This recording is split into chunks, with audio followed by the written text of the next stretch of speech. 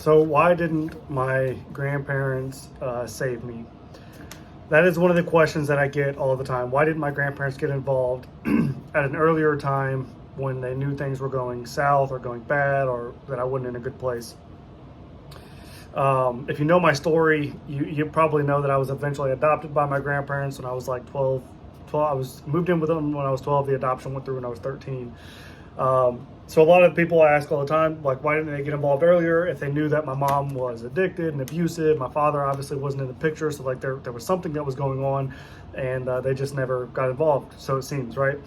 The unfortunate part of that is my grandparents tried to help me my whole life. They tried to save me and my sisters my entire life. But the Child Protective Services system is a little broken and damaged, and they can't just go and take children away from their parents. It almost seems like an act of Congress, just because of the environment that I was growing up in, and my grandparents couldn't just come and get me despite all the shit that was going on.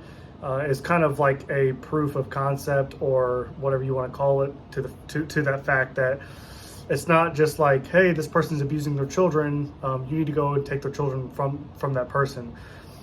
It's not that simple. And then furthermore, I talk about it in the first chapter of my book of what happens at home stays at home. And so whenever people did interview us, like CPS or my grandparents or anybody, we were already brainwashed by my mother to say, it's none of your business. What happens in our house stays in our house, kind of thing. So because of that, my grandparents really had their hands tied for a very long time.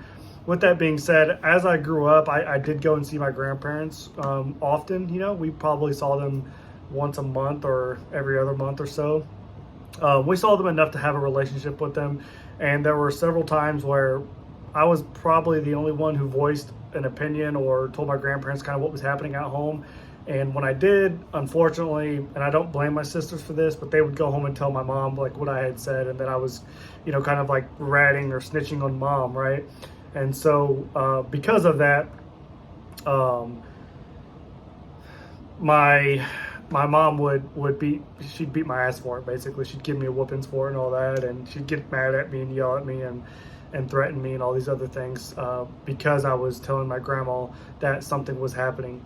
So my grandparents certainly did try to get involved. They did try to help as much as they could, but the powers that be with Child Protective Services and all that, it's very hard to rescue kids, unfortunately. It's very tough. And even when you do take kids from parents, sometimes it's not the best thing. Even in the foster care industry is incredibly broken.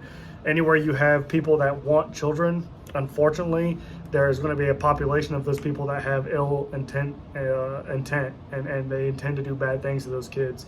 I think that statistically speaking, over 70% of kids in foster care will be abused at some point, so in the worst ways. So,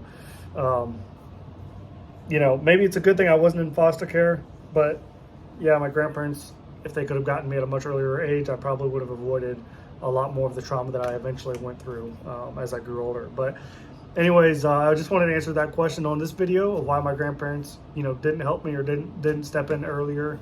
They certainly tried to. They certainly did the best that they could. And when the opportunity finally presented itself, they were able to finally get me for good and take custody of me. So thanks for watching, guys.